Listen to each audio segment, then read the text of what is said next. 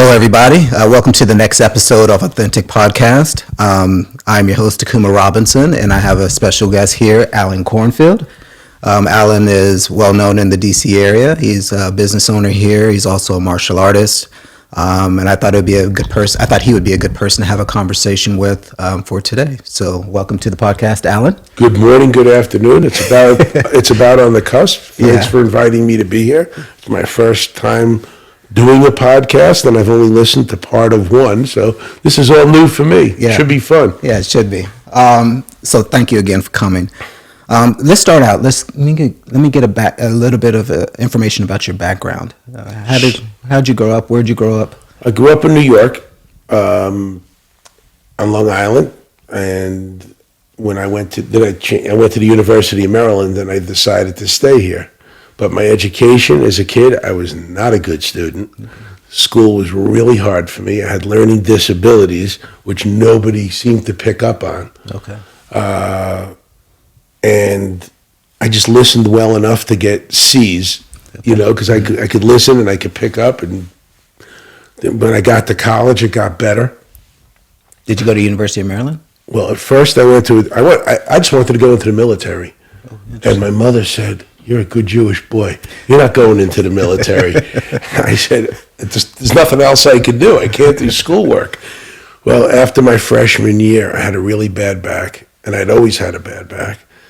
And I didn't even know what a chiropractor was. She took me to a chiropractor, and in 3 weeks, I was out of pain for the first time I could remember. First time in my life I was able to touch my toes. Mm-hmm. And the doctors, he was a guy who had like 2 patients a day. Mm-hmm. His whole office was one little room, no waiting room. And he goes, "Why don't you be a chiropractor?" I said, "I don't like school." He goes, "Just try it." So then I transferred to Maryland, and I loved anatomy classes because I could memorize. Chemistry, physics, not so much. Okay. But I also always loved history. I took a lot of history classes. I loved anatomy. I loved physiology.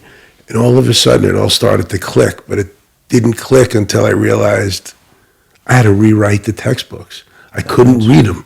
So I rewrote the textbooks so I could memorize everything. Oh, wow. Okay. And I became a chiropractor, not knowing the chiropractors made money. Mm-hmm. My goal was to move back down to Maryland. I went to a New York chiropractic school. And my goal was to be the University of Maryland's team chiropractor. Didn't work out like that. The team trainer didn't want a chiropractor at that time. So I just started my own small practice, and it grew and grew, and we'll get into more of it as you ask questions. So what was it like growing up in Long Island? What are you talking about, 70s, basically, growing up in the 60s? I was born I'll be 65, and I got to sign up for Medicare as of yesterday. I'll be 65 in June. Okay. So as a little kid, it was a little tough. I had no athletic ability. Okay. And I loved sports. But as time got to 5th grade, 6th grade, I started playing basketball, and I'd work at it every day. I figured out how to rebound and put the ball back in. So I could score a lot of points, but I wasn't really good, but I loved playing basketball. My father had put me into judo to help with my coordination, which changed my life. Mm-hmm. I met people from all walks of life. You go into martial arts. I was used to being in a school that was 1/3 Jewish, 1/3 Italian, and 1/3 Irish. Yeah. I didn't know about prejudice except against Jewish people. Oh, interesting. And I was bigger. I stopped growing at 14. So I was always in fights. And I was the one Jewish kid who was able to fight. Because you don't see too many Jewish kids fighting. Maybe it's different now. So I did judo, and then I quit for a while. I made an all-star team in basketball. Okay. They cut me from the all-star team. I cried for 2 weeks. I never touched basketball again until I was in my 30s, and I went back to judo. Oh, wow.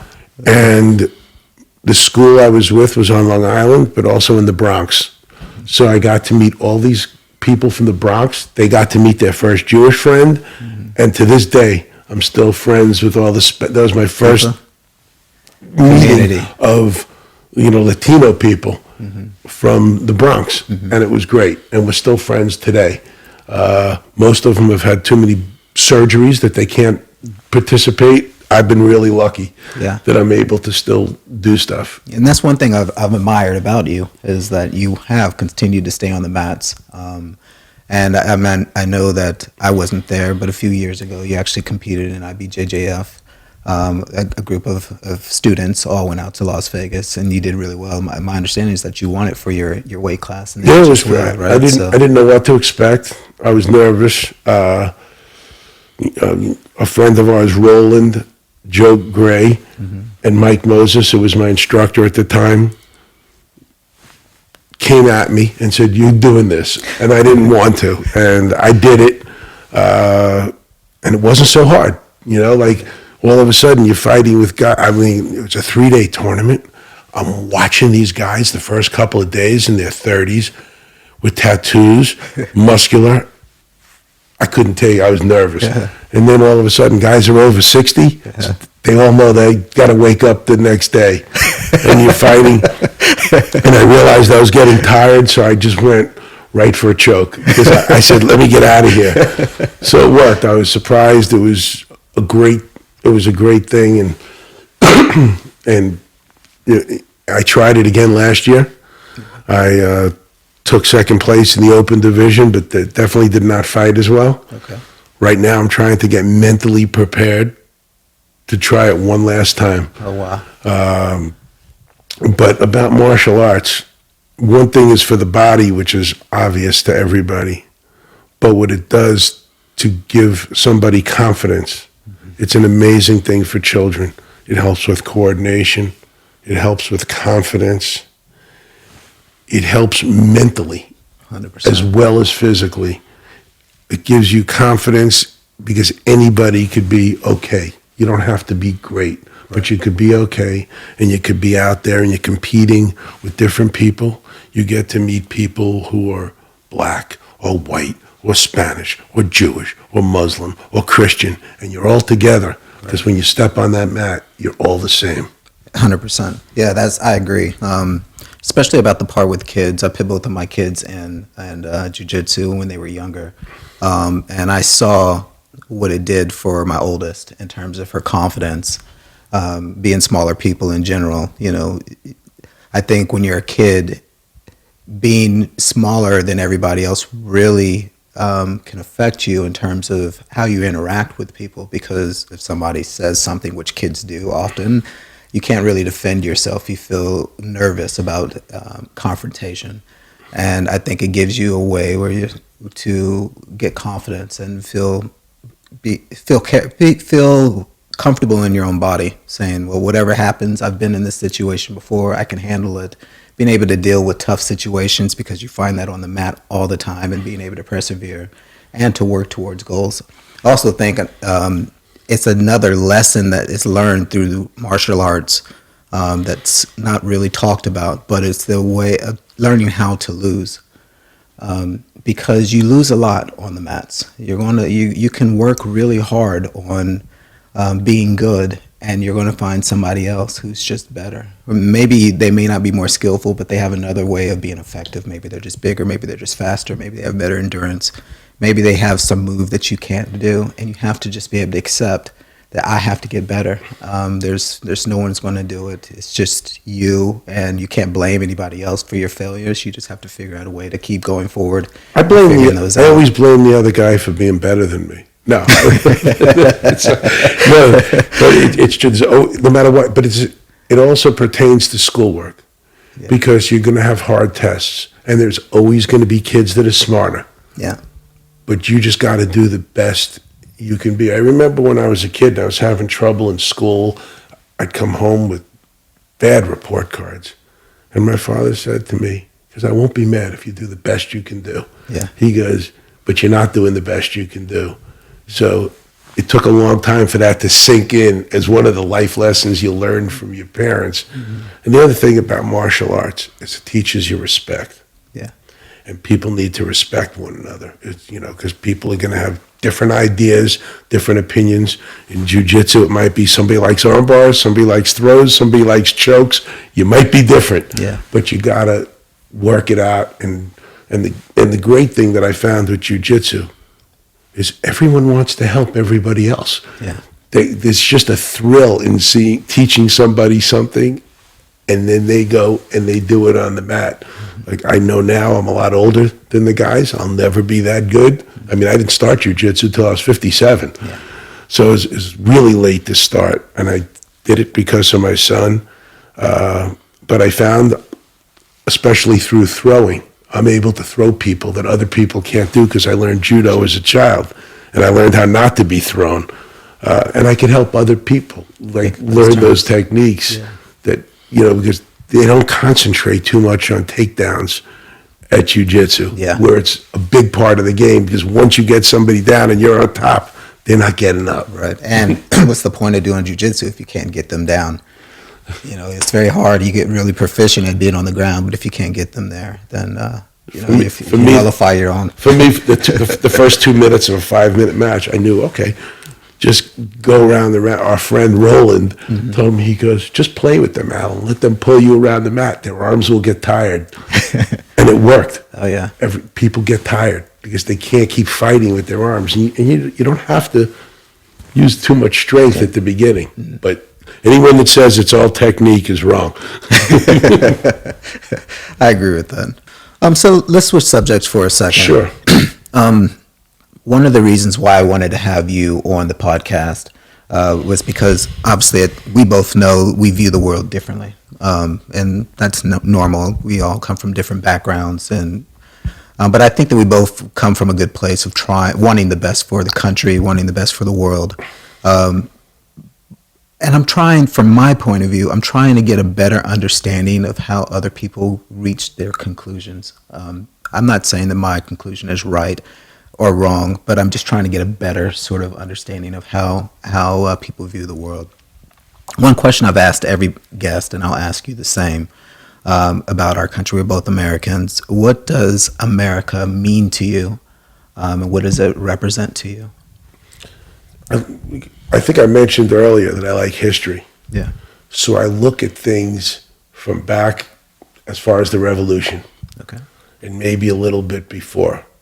And some of this is going to come out because obviously you're black, I'm white, and there's things that happen. So, first going back to the issue of slavery. Okay. I know it started in Africa, went to Europe, and came here. All the countries get a little bit greedy. Okay. So I see a lot of greed.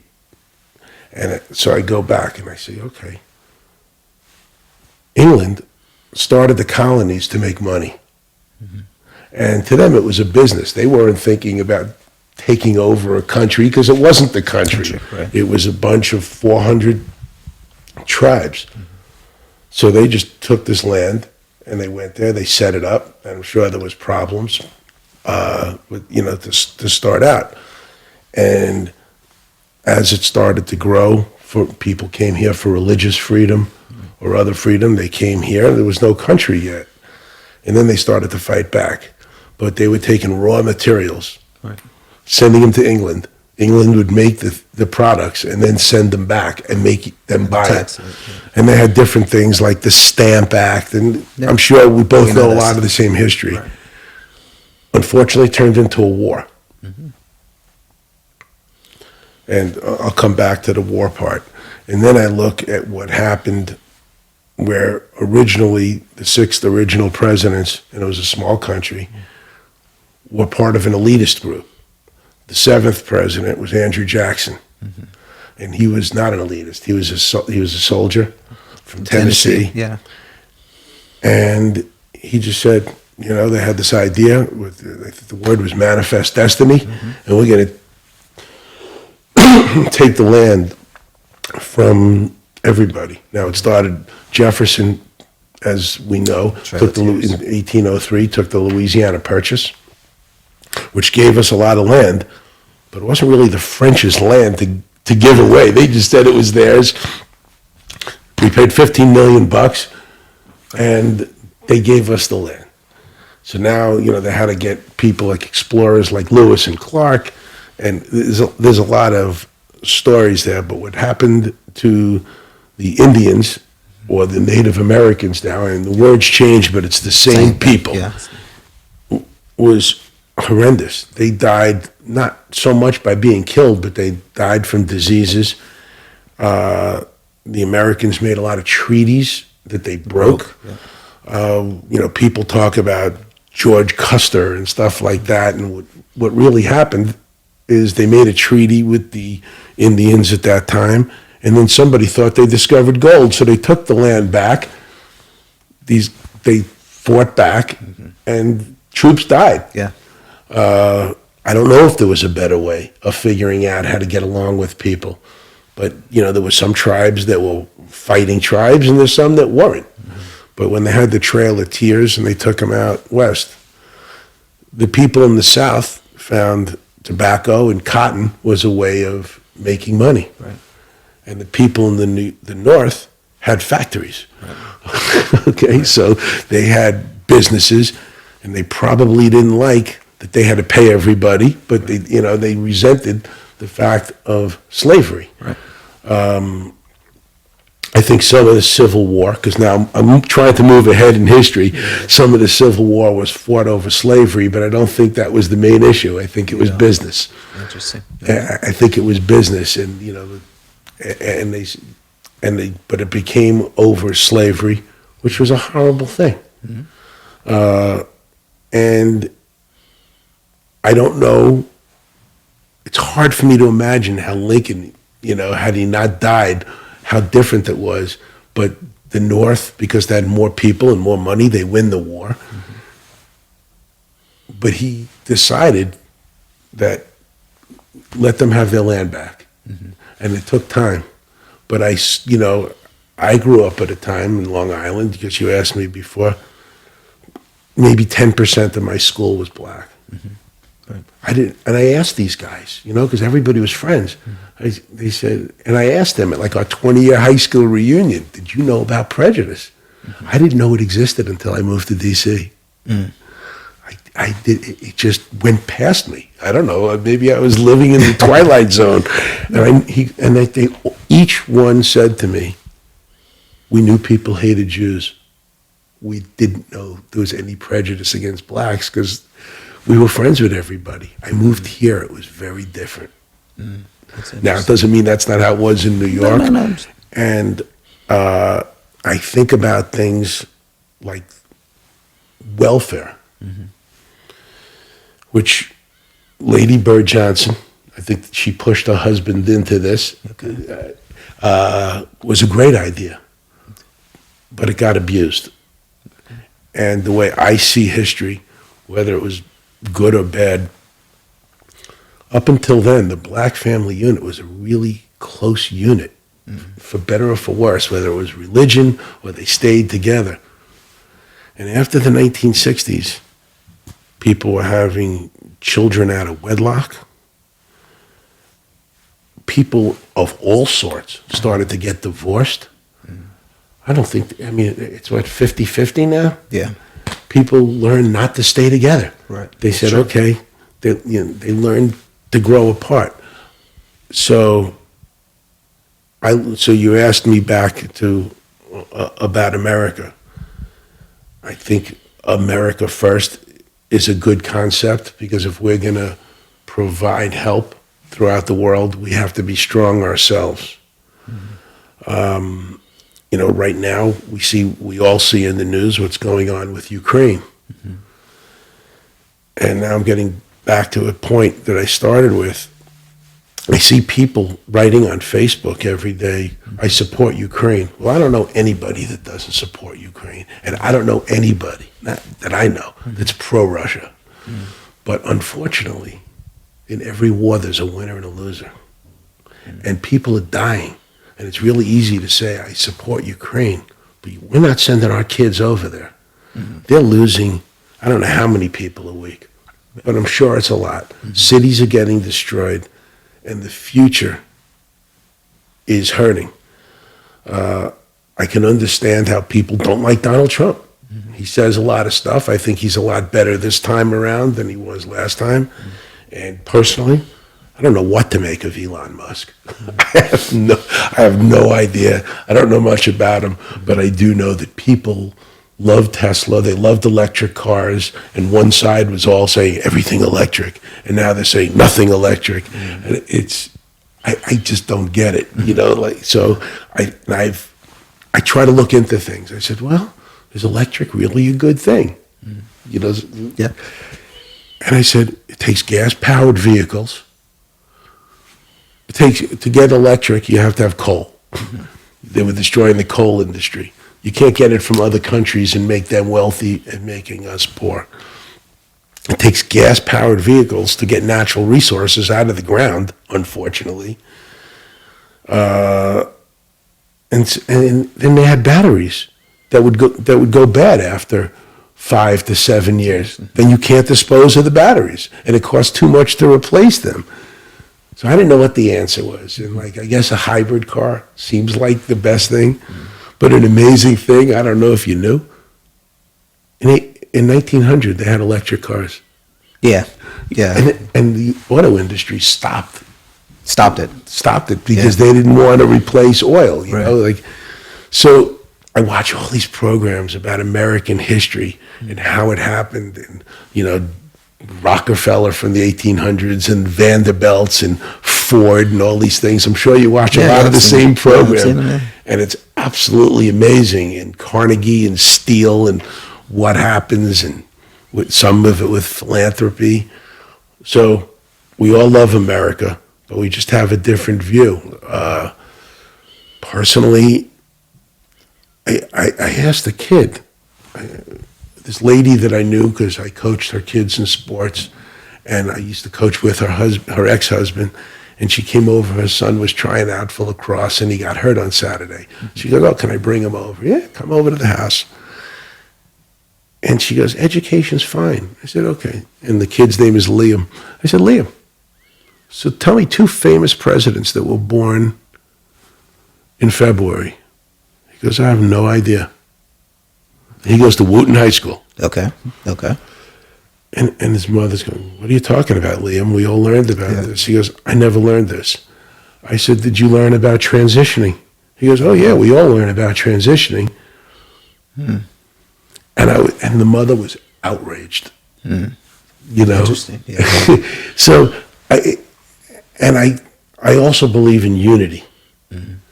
I hate the division that's happened, because when I grew up, you're a lot younger than me, and this has been bothering me for 30 years now, maybe 25 years, because ever since the .com age and social media, people, whether they were Democrats and Republicans, the parties would be split. You voted for a congressperson, or you voted for a senator, and they represented the people that voted them in. Now both sides only represent their party. I agree It's with that. so sad. Yeah. Like they don't represent the tribal. people that voted them in. And both sides lie to people, and they don't find any common ground to work on. They decide this guy's good or this guy's bad, and they vote in a block. Yeah. It's horrendous. Yeah. And I think of when Bill Clinton was president, and it was right before social media took place. And I think of Tip O'Neill, and the guy that's still on TV all the time, but he's a Republican. Okay. And I thought he was a jerk. Okay. And Tip O'Neill was this fun-loving guy, but they'd go into a room, and underneath Clinton, they balanced the budget. They agreed not to agree. And then everything changed in 2000. And now it's all one way. And I'd love to do a study comparatively with money. How much money were these Congress people worth in the 1900s, or the senators? The amount of money these people are worth now, they're being bought out. And I'm sure they always were, but not to this degree. When I think of a Mitch McConnell, worth over $150 million, or a Nancy Pelosi, these are public servants. or a Joe Biden that we have no idea. Donald Trump, like him or hate him, he was a business guy before. He had money before. He has less money now than he did. But he loves himself. There's no question about it. I see that. But I'm sure, let me hear some of your ideas. I'd love to hear it. Yeah, sure. So, I mean, I think for me, I would start it a little bit differently. I think that the idea, America is an idea, as you know.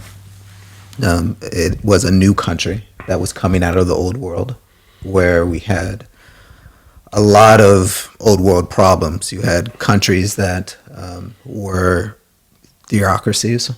The country was run by religion, whether it was the Catholic Church or in places in Asia, Islam or whatever the case might be. You had people who were persecuted because of the way that they looked or they didn't fit in. America was an idea where you could come and you could have personal freedoms. You can come here regardless of who you look like, what you look like, regardless of who you pray to, regardless of what country you've come from. You can come here and if you work hard and you buy into America, good things can happen for you. This is a place. This was a new idea. You go to Africa, you deal with tribalism. If you're not part of a certain tribe, good luck. Good luck trying to advance. In Europe, you had monarchies. The monarchies controlled all the power, and if you weren't part of the ownership class or a monarchy class, good luck. You came here to America, and the idea of personal freedom and being able to make your own. That's what America represented for me. It was trying to shed. How and when did your family come here? So both parts of my family have come before Emancipation Proclamation. My dad's side, we can track it back. My uncle is a historian. We can track it all the way back to the plantation that they were on in Georgia.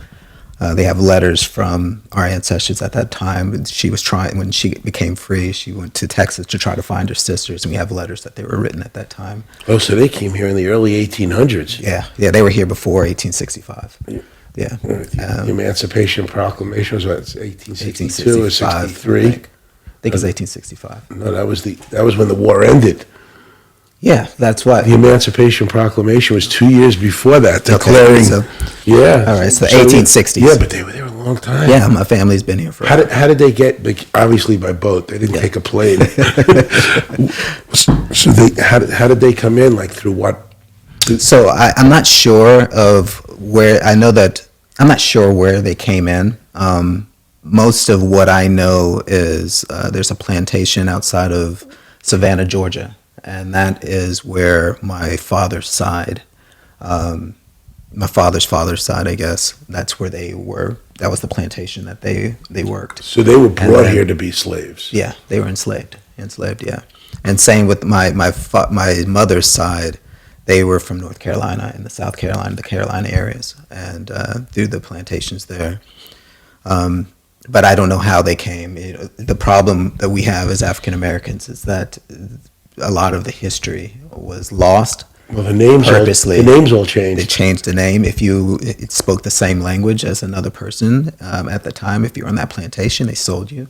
These are ways of trying to control people. Anything. They wanted you to lose your identity as much as possible, so that way you have no roots, and this is what you know. This is the way of life.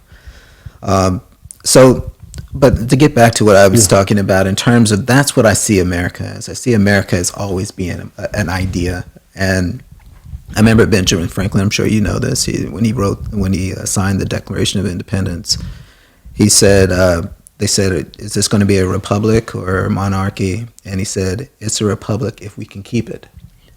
And I think about that a lot. I think about where we are now and why I see what's going on and why it affects me. Why do I get upset about these people that are talking about it? And I think that one of the main reasons is because I think some people look of America as not a multicultural place. It's not a place. It's a place where we want assimilation into one track of how people became Americans. And for somebody like me who has deep roots here, I see people who have come in way later than us, 1900s, 1950s. Their parents all immigrated here. And then they look down and talk about America as if they have some more ownership right to the place than I do.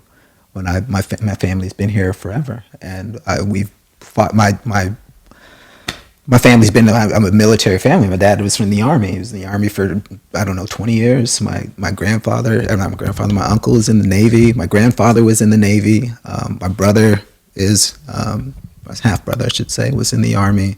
My cousins were in the Navy. My family is all military. And so I listen to these people, and it's like I don't think they view me as American. I mean, it's not yes, but when you listen to what they say, it's always let's assimilate into this European white idea and story of America that marginalizes my story.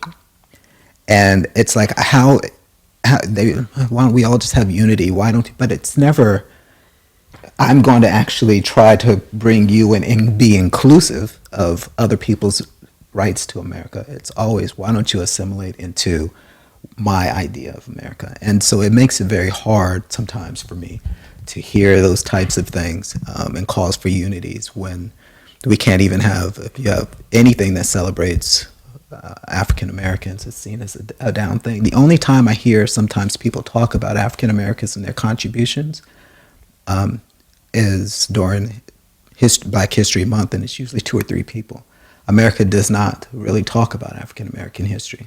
They don't. I don't know if it's because of it being ashamed or what the issue might be, but outside of Martin Luther King and Rosetta Scott, Rosa Parks, you don't hear anything. You ever think about, like, when you think he died at 28 years old? Yeah. You ever think about, like, what it would have been like if he had lived?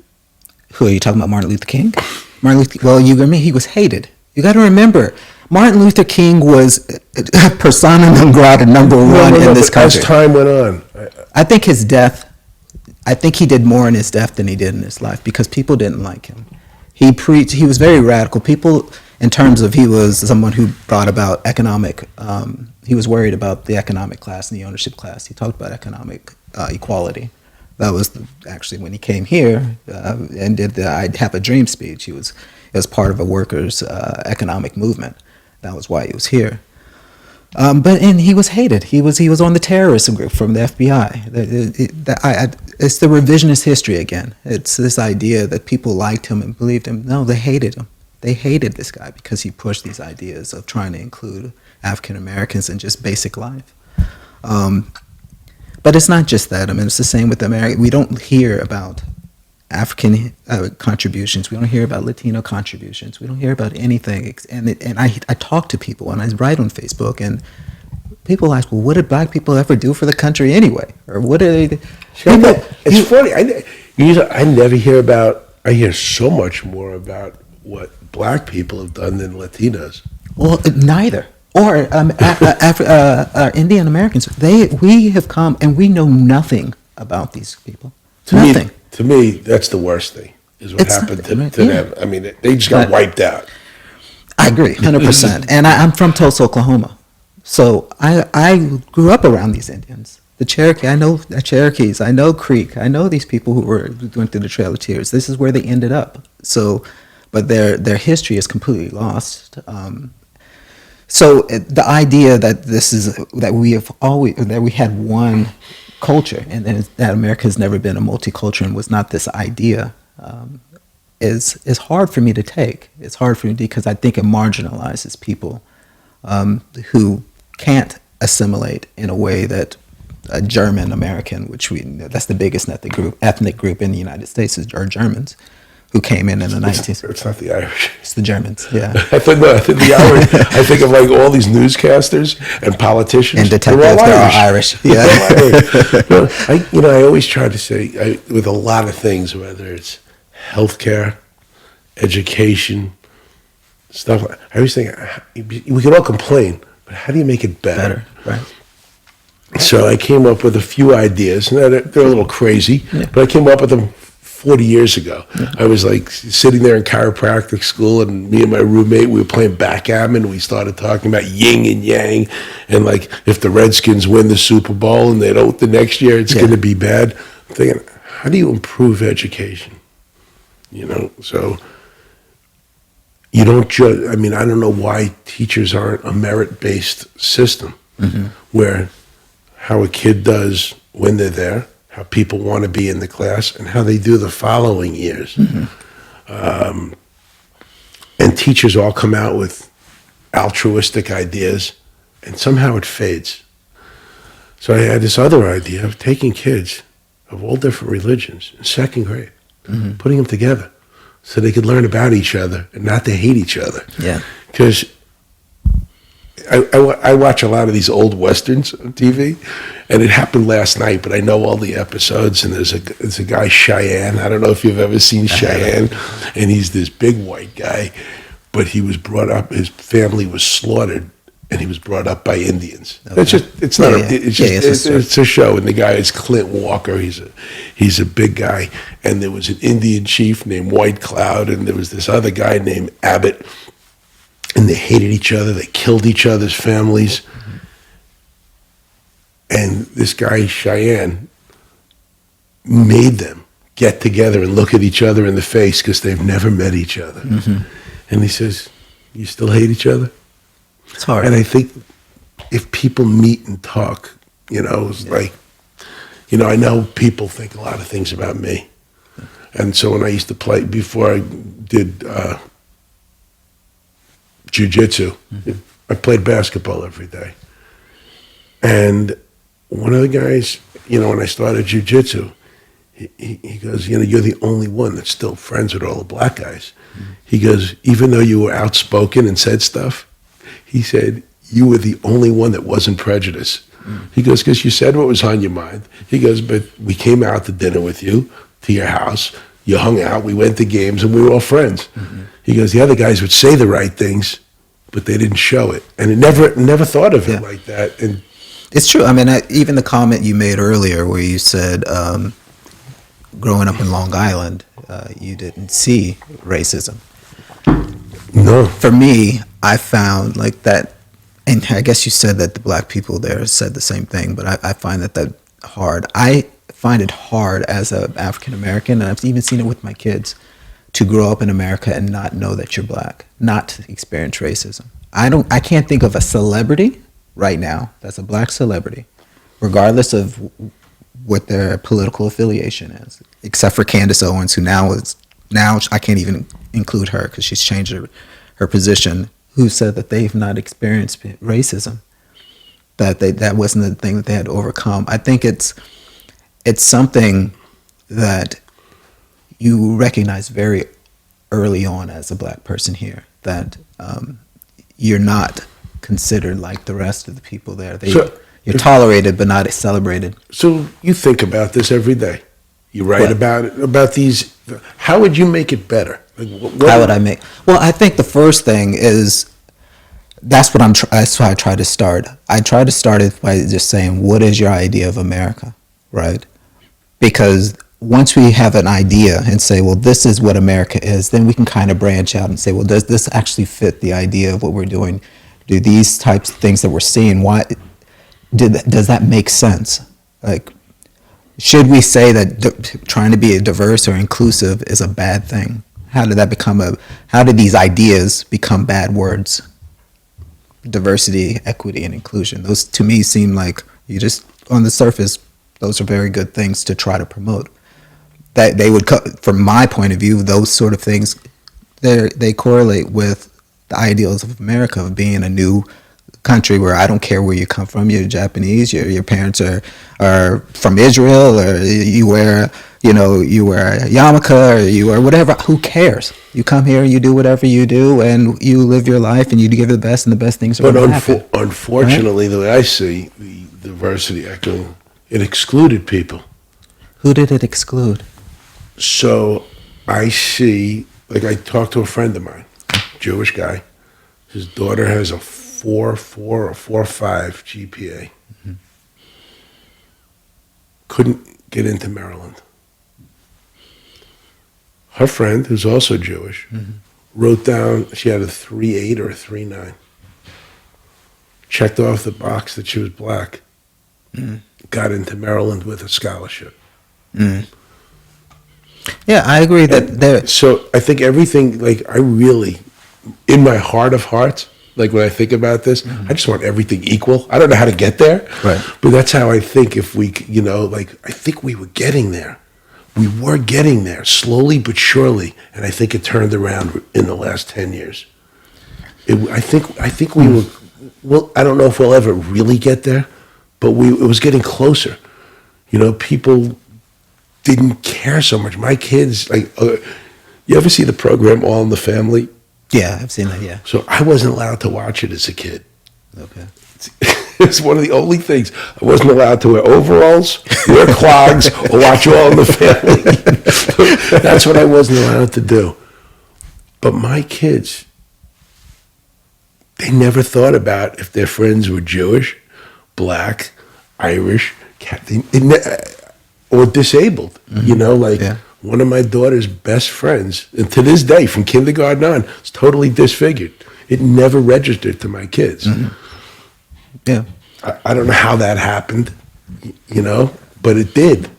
And, I asked the kid about this because it's funny. She came with me and my daughter. We went up to a game because of me, this little kid got so into sports, and she's a teacher now. But I said, what was it growing up? She had to have 25 facial surgeries. Oh, my gosh. And I said, what was it like knowing that people looked at you? I'm never afraid to ask a question. Right. What was it like when people treated you differently? She goes, I just learned to tune it out. And well, so this is the issue that I run into about that idea of just kind of being colorblind.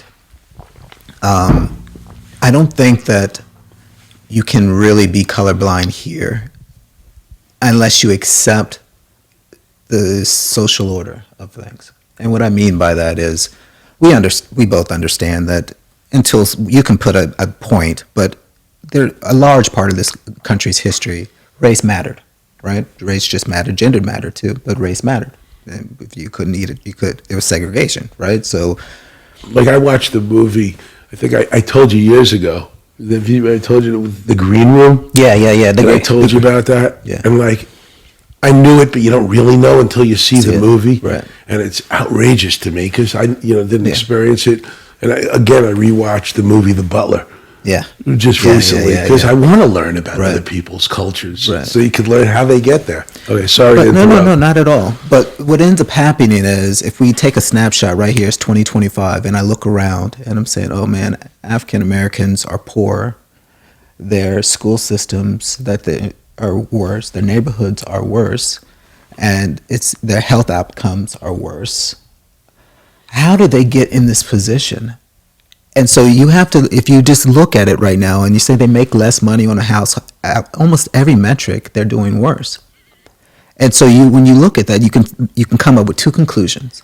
One is, well, they've actually had 150 years of less opportunity, neglect, being pushed down and putting out, and this is the culmination of that. This is how they got in these situations where you have clusters of people who are all poor, with no really good education system and poor outcomes.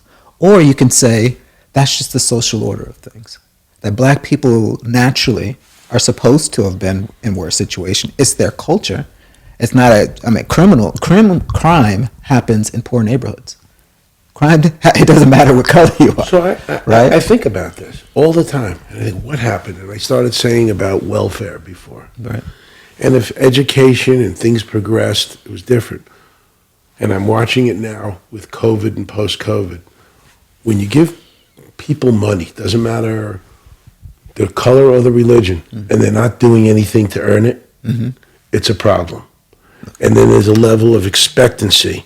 And I think by every politician promising people and keeping people in cities where they might be more dangerous, that's why a lot of black people moved out of the cities if they could. And, and when you have a mother and a father, it also changes things because I think like you're at home with your daughters, right? And you eat dinner at home a lot of nights, or you might go out, but you're together. And there's exchange of dialogue between a husband and a wife. The kids hear this. I think you're going to think I'm crazy for saying this, but you're going to say, wow. I think that's why white people do better on the SATs. Because there's two parents talking to them, and they hear these things. And I think that's what keeps poor people poor. And it sucks. It really sucks because it's not fair. So you think that the state of, and we're talking macro levels, okay? Yeah, You understand that, right? So there are obviously a lot of exceptions to the rules. But do you think the state on the macro level of the African American community is that way because of the breakdown in the nuclear family and has nothing to do with the environment that they've been put in? Oh, it's all part of it. But that's one part of it. Yeah, of course. That's one part of it. And I think that the idea in the 60s, now I wasn't part of it, I didn't know about it, but the busing was a great idea. Because I think people need to know about each other. Right. And that's why before the 1960s, it probably never got better, but it started to get better. You know, kids, and especially kids that grow up, they watch a lot of sports. So first I'll think about it in terms of when, you know, the United States and Russia, enemies. Well, when they finally played hockey together, they realized, you know what, we're pretty much the same. And by playing sports together. Yeah, sports has done a lot in terms of race relations, in terms of just bringing people together. But I see at the University of Maryland, now I'm friendly with the football coach. They don't want white kids. Look at the team. I don't know. Why does because he has a thing to give black children a better chance. Okay. And almost all the coaches are black. The university president is black. We don't need to hear about it anymore. I think they should stop pointing out everybody's color. But let me ask you that. Yeah. So if you don't, right? So let me ask. If I don't, you and I have a responsibility to each other as just a social contract for Americans, right? When do we start saying we have hurt a group of people for most of this country's history? It's now in our best interest to make the country stronger, not to have blind spots and back spots where people are struggling, that we have cities that are failing. And instead say, how do I help bring these people up who have been neglected forever? And that idea of, if I'm trying to help other Americans who have been historically disenfranchised, that is not somehow, like, how is that not a good thing? I'm going to have to do it based on race, right? Or that seems to be the most obvious because that was the most obvious way that people were segregated. Right? Well, because you could see the difference. You know, like, you know, what they did to the Japanese in World War II that were born here. They were put in concentration camps, although they weren't killing them. Right. They were segregated because they looked different. Right. You know, black and white people look different. So how do you deal with that? Because it seems, again, like, people can say, oh, I really want everything to be right. I want equity. I want everyone to have the same chance. But it's after the game is run. Like, it's like, I always put it as if we were playing Monopoly. Let's say we're playing Monopoly. And I say for the first 200 times I go around, you get to collect $200. For the first 200 times, I cannot collect $200. I can't buy property. I can't do anything. Okay? That was 200 times around. You've accumulated a lot of wealth. You basically have taken most of the property. And then we say, all right, at 250 times around, everybody can do everything. And so now you're sitting there and you're saying, you have the same opportunity. If you roll the dice, wherever you go, you can go. When you go around, go just like me. It should be 200. And I'm saying, well, the game is already rigged. It's rigged. Like, how am I? You can't change the past. You can only change the future. But how do you change the future without addressing the atrocities of the past? So I don't think you can. But I think that education is the great equalizer. Okay. I think, like, I know me when I was hiring employees and I was growing a business. I know this is going to sound really bad. I never wanted to hire Jewish people Really was. because I thought they'd try to steal my business. I had one, and it's exactly what he did. Tried to steal it, and I had to sue him. I like giving everybody a chance. Like, it didn't matter to me. Yeah. I never really thought about, like, you know, and I got in, you know, it was one of my first patients was this lady. She comes in, her name was, she's passed away, so I guess her name was Gregoria Morales. I had a little tiny practice. I had no patients. She crawled into my office. It was in the basement of my house at the time, and she didn't speak any English. And she had a car accident. And I called her lawyer, and the guy said, why don't you go on Spanish TV? So I started, it was $6 a spot to be on Univision. Oh, wow. And I grew to many different offices. And at one point I had 7. Now I'm only open a day and a half a week. So I got rid of one. But I just hired people. It never mattered to me personally what color people were. Well, that's not a. It's interesting. No, it's not me. We're talking macro But I stuff. think of how I got that way. I said, how did that happen? And I don't know. Okay. But I do know that the people who came in who had certain educations had a better chance. Yeah. And like, you can't, we can learn from the past. We can't change the past. We can only change the future. And people, I don't know how to get there at this point, because now things were getting better. And I see it getting worse again, that there's more prejudice and more hatred. And it was getting better. Let's talk about, why do you think that is? Why do you think that it's social media? Social media. It's killing us. Okay. It's killing us because people could say what they want on social media. Excuse me, they don't have to ever know the people. Mm-hmm. So over this past weekend, my girlfriend leans left. Okay. And I lean right, maybe more than lean, even though I'm registered independent. Right. And she goes, you got to stop watching Fox. Mm-hmm. I said, deal. Okay. You know what? Mm-hmm. I watch CNN, I watched MSNBC, but then I watch BCC. Yeah. I what? BBC? BBC. That's that's Bethesda Chevy Chase. And I listened to what they had to say about Zelensky and Trump. And everybody on the right thought one thing, and everybody on the left thought something else. I said, everybody sees what they want to see. Right. But the people in Europe said, Trump's not wrong. Europeans need to step up to the plate. And if we want to protect ourselves, we better work with the United States and help protect Ukraine. But we got to come up with more money, because the United States put in the same amount of money as all of Europe combined. Right. And they have to be willing to send people over to protect the border.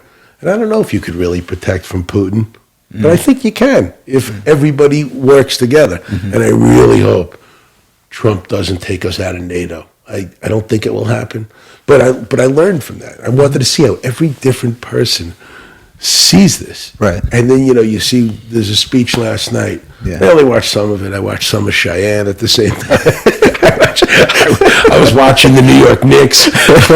I was watching some of the speech because I already know what's going to be said. Yeah. We all know what's going to be said. And I think that these State of the Union type speeches, they need to come together. And years ago when I moved here, and I joined a synagogue. Traditionally, synagogues have assigned seats. Okay. At my synagogue that I belong to, there were no assigned seats. And the rabbi's idea was everybody has to meet new people every time they come here. I don't think they should be sitting Democrat and Republican. They need to sit together. It's a bad visual, right? Where you see half the people sitting down, the other people clapping like every third word. They need to sit together. Yeah. They need to work together. Yeah. And they need to understand they're not all right, they're not all wrong. Yeah. But there's something that they can agree upon. And in a good negotiation, nobody's happy. Yeah. Let me ask you, okay, so let's switch subjects a little bit. So another thing, when I look at the world right now and I say things are not going in the right direction, or they give me concerns, or I should say the country more than the world. I see that, right.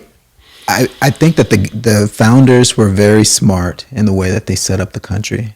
And I think they were trying to make sure that there was not a oligarchy class or a monarchy or somebody. They didn't want to coalesce power among a few people. And so they had the three different branches of government. Obviously, I'm not going to give you a civics lesson. You know this, right? But I'm watching right now, and I'm seeing that being tested. You know, So why is it being tested? Facebook? No. Amazon? No. But these companies are so big, and there's only a few people that control them, and they're going to go with however they can make more money. It's awful. But the government itself, like the executive branch right now, has decided that they are going to take control of the budget through federal spending, right? Which is traditionally has been something that the Congress has controlled. They control the money spring. That's one of the ways that they separate the powers. But by usurping sort of the Congress and saying, no, I'm going to put a federal freeze, you've basically, and I am going to select what I think is important or I think is worth spending money on. And by you have taken power away from the legislative branch and put it into the executive branch. And it's under the guise as I'm trying to fight corruption or whatever and these bureaucrats or whatever, but it's really a power grab. And I worry about that. I worry about if people actually see that, and he actually said that in his speech yesterday, how he was taking all the power back into his administration. But I wonder whether or not that is dangerous, even down the line, not with Trump or whatever he wants to do, but allowing the executive branch to have so much power. And right now, the only real stop that we have to that is the judicial branch and the federal. But if you listen closely to what they're saying about judges, they're saying, I don't believe these unelected judges should be able to stop these people, or I don't think, and it's really almost that they're going to start attacking, in my opinion, the judicial branch because they want to coalesce power into one branch. And I think that that's a dangerous thing for Americans in general. See, I see that a guy, George Soros, he bought judges all over the country. I don't like the idea of sanctuary cities. Mm-hmm. I think that I love immigration. I don't like illegal immigration because, it was different from your, that's why I was asking you your background. Yeah. You were forced to come here. Yeah. Not you personally. Yeah. Me, everybody that I know came through Ellis Island, and it was a different thing. And people got health tested. I think what goes on in Mexico is a problem, but I won't even go there. So the spending and this whole thing that, Trump was out of office. They said, we're going to get rid of all his policies. Now he's trying to put them all back in. That's what I'm saying. That's what I was saying before. It's party against party. And does it seem more like it's the old world problem where that we become tribes? It's no different than if you go, I'm sure you've traveled, but you go into Europe where we see between the Shia and the Sunnis and the Middle East, where it doesn't necessarily even matter anymore about the issues. It's I'm part of this tribe, and for me, I want to retain power, and so I'm just. Some countries seem to have figured it out a little better. Like what I see that, like Norway. Mm-hmm. But they're monolithic. No, but they only have 5 million people, and they're all the same. They're not dynamic like America. But they have some socialism, some capitalism, and they get a balance. In China, they were going that way, and now they went back. Russia was going that way, and then they went back. People are trying to take power. It's a really tough thing, but we need to know how money's being spent. Yeah, but you don't feel disenfranchised? You said this earlier in terms of you would elect somebody, and you expect that person that you elected to perform duties on your behalf, right? That's the idea of a republic, right? Well, I elected 2 people to go and represent me and come up with idea. I don't think DEI is a bad thing. I don't think any of these things. And these people elect me, and there are other people, and they can fight it out and figure out what's the best thing for the country. But you've taken the power away from my elected officials, and you've decided, you being Trump, have decided that you are going to decide what's important. And I have no representation anymore. Well, we were going, but Right? I felt that, the other side didn't have representation for a few years. But it was in Congress. So the idea... Biden signed so many executive orders, they kept coming. And it became a big thing. If we go back in time, I forgot which president, but nobody, they'd have a few executive orders. This has it's gotten out of control. I agree, 100% out of control, right? Sides. And you know what? Maybe you should write a letter that these people need to sit together for next year's State of the Union and learn not to hate each other. Because if they... But you're not concerned that there may be executive overreach and that we might have actually have lost the separation of powers? But I think social media has made this happen. I think a lot of problems would go away if they can get rid of social media. It makes people that love each other not like each other. I can't believe that,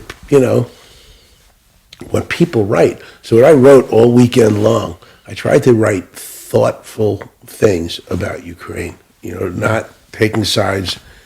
And people that hate me loved everything that I wrote. Okay. And then there were just people like, I don't know what they're writing. And that's the issue today. For me, what's happened in Israel, Gaza, do you think I feel as a Jew, or somebody that's been to Israel a number of times, that it's okay that the past administration supported Hamas and didn't allow Israel to do what they needed to do to end this war in 2 days? It's awful.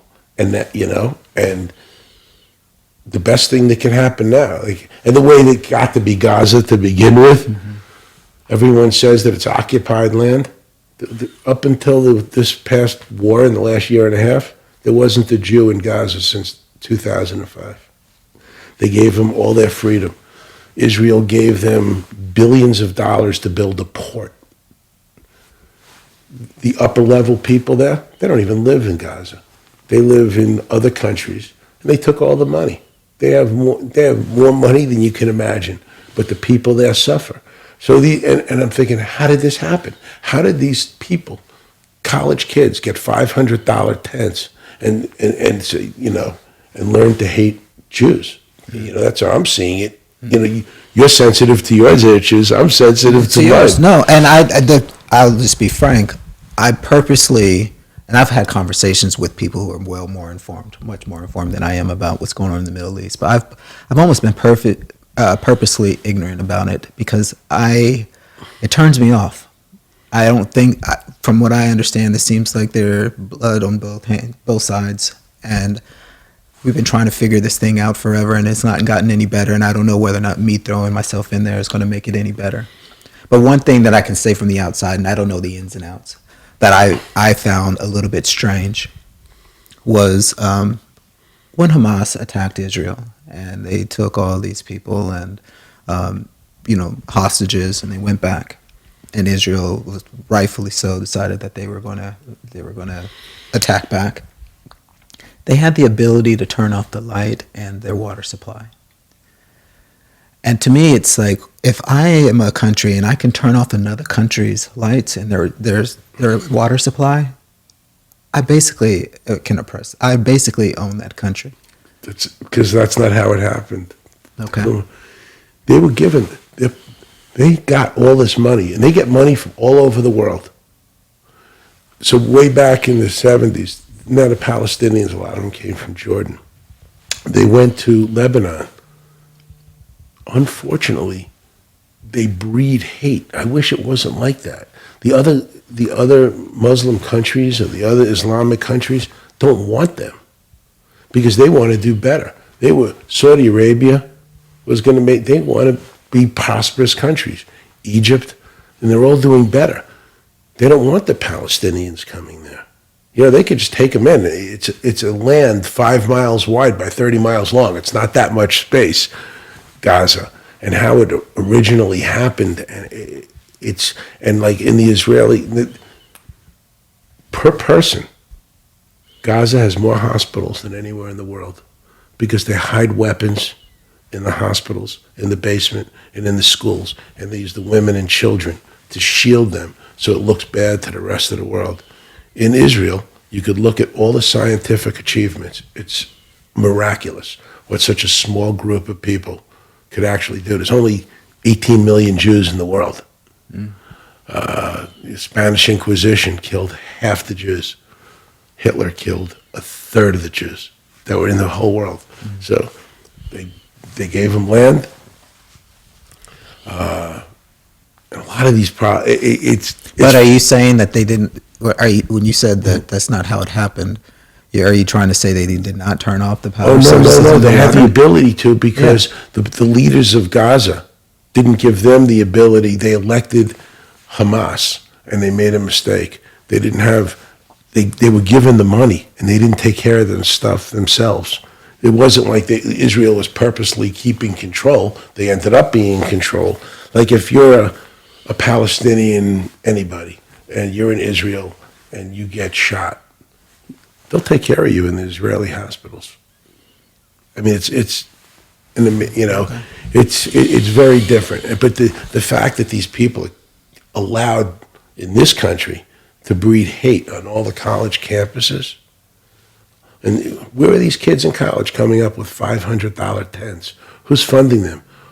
Who didn't stop the anti-Semitism? And I think if this was going on in college campuses against blacks, like it did happen in the 1960s, everybody went crazy. But now people are supporting it. There's more anti-Semitism now than there's been in this country in 50 years. Wow. Okay. So, that's why people need to learn and get together. And I mean, I don't know if you know it, but it was a lot of the Jewish people in Congress who fought for the black rights in the 1960s. Yeah, I do know that. Yeah, we got it was liberal, white liberals mostly. Then there were Christians and the Jews. Like when I say Christians, I'm talking about not cultural Christians. I'm talking about practicing Christians who felt that it was just the wrong thing to do for their religion. Those are the people who came to the help of the African Americans. It's right. I mean, there's so much to learn, and this is why it's important that we get kids together at 7, 8, 9 years old so they could learn. But you can't even put books in that talk about these things anymore. No, but there should be open conversations, and the teacher shouldn't be one way. Let the kids learn from each other, because the kids like each other. But if they don't know, if you can't even put books in schools that talk about slavery or talk about, issues that have come up with people, how are they going to learn? Do you know how, I think they're so ignorant. So people are so ignorant to anything that's going on. Like I said, if you ask a college, or not a college, if you ask a high school student right now to tell me about any black achievements, they were talk about your empowerment of just trying to get basic rights. Martin Luther King and Rosa Parks, as if we haven't invented anything, created anything, done anything. No, they talk about LeBron James. So it's hard for me to and then accept that, and then they're like, oh, we'll get rid of all the books that talk about any of this stuff, or diversity, equity, inclusion, anything that. So how do you get to a point where people are informed to have a dialogue like we are having? How can you get to that if you're purposely keeping everybody ignorant? Because we are older. We have learned things. We learned. Kids don't think like that. It's how we shape them.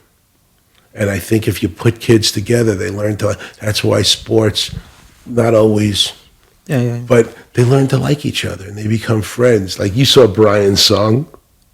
Oh, you heard of Gale Sayers? Who? Gale Sayers. He's one of the greatest football players of all time. Gale Sayers? Who did he play for? The Chicago Bears in the 1960s. Okay. I mean, so he went to college, somewhere, and this guy Brian Piccolo went to Wake Forest, and they put them together as roommates in 1965.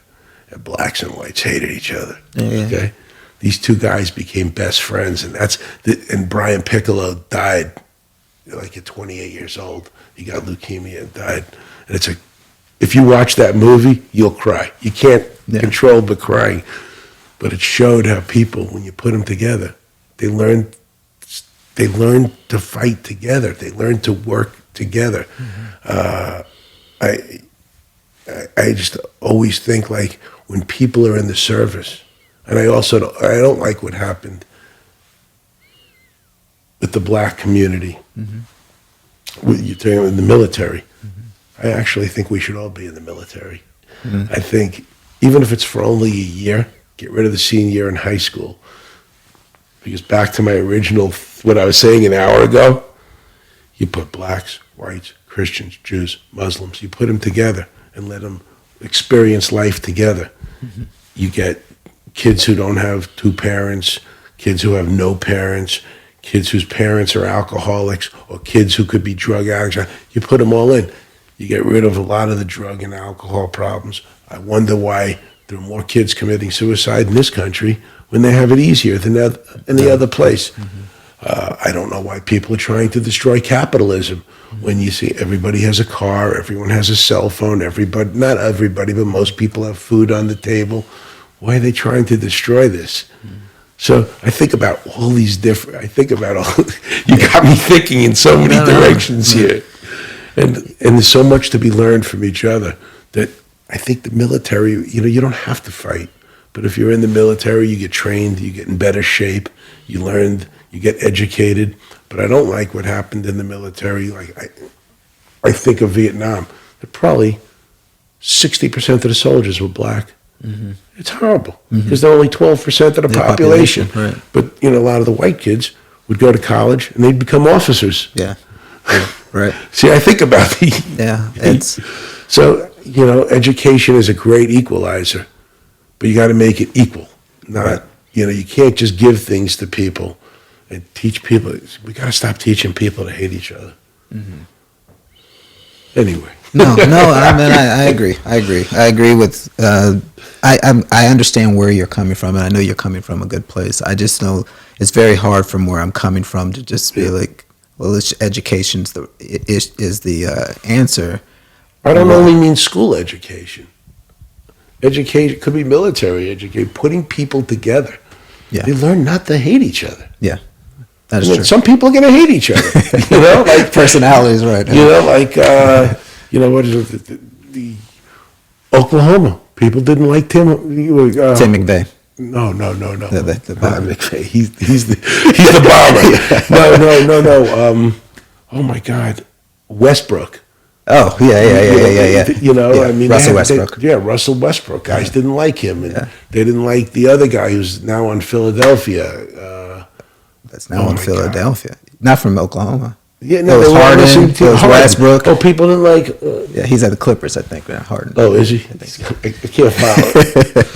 But this is fascinating. I'd love to. At another time, I'd love to hear some ideas because things could change. But people, the DEI thing, I think turned out to be maybe the idea was good.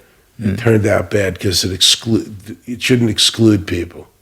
Yeah, but okay, we have different views on that. But I agree. That's okay. That's fine. You can't exclude people. Inclusion is inclusion. It's not including one group to exclude another group. But why do you feel it's excluding by giving a person or a group of people who've been excluded forever a chance at something better or to? You all have you want to get. Do you think that doesn't make you stronger? That doesn't make me stronger? I wish people would stop talking about the first Muslim this, the first female this, the first black that. I wish they just. I wish they would too. He's a great coach, like the guy from the Steelers. Yeah. Everyone knows he's a great coach. He's on the fire. I'm glad they stopped talking about him being black. And I remember there was his name was Robinson, Frank Robinson. Okay. I don't know if you know Frank Robinson? No. You don't know who he is. Not a relative of yours. No. See, he was the first guy to win an MVP in the National League and the American League. He won with the Cincinnati Reds and he won with the Baltimore Orioles. Became Jackie Robinson? No. Okay. Frank Robinson? Frank Robinson. I don't know. Jackie Robinson. National League. Didn't play in the American League. So Frank Robinson, and he ended up being on the Orioles with Brooks Robinson. Okay, so this is way back in the 70s, and after he became a commissioner for the American League, and he became the first black manager for the Cleveland Indians. And he said a great thing. This was in the 70s. I was a teenager. He goes, I did a terrible job. I deserved to be fired. They hired me for the wrong reason because I was black, but they fired me for the right reason because I wasn't doing a good job. And like, just hire the best people, whatever they are. It's got to be a merit-based system. And if they shouldn't ask on applications what color you are. I agree with that. Well, I agree with that for another reason, because I feel like it penalizes us when we say that, because that's what it's whether shown. it penalizes you It or shouldn't. works in your advantage, it shouldn't. Yeah. We got to stop looking at things differently. Like when you're in jiu-jitsu, do you care if you fight with a black guy or a white guy? No. No. Yeah. Right. So let me ask you, this is the last thing I'll ask you. Switch subjects one last time. So what do you find inspiring? What gives you hope? What's inspiring you these days? Well, right now, I had my first grandchild, about to have my second one. And now that my practice is winding down, and at 65 years old, I'm fairly healthy. I have a lot of energy. I didn't expect to live this long. Now I got to figure out what to do with the rest of my life. I don't know what to do.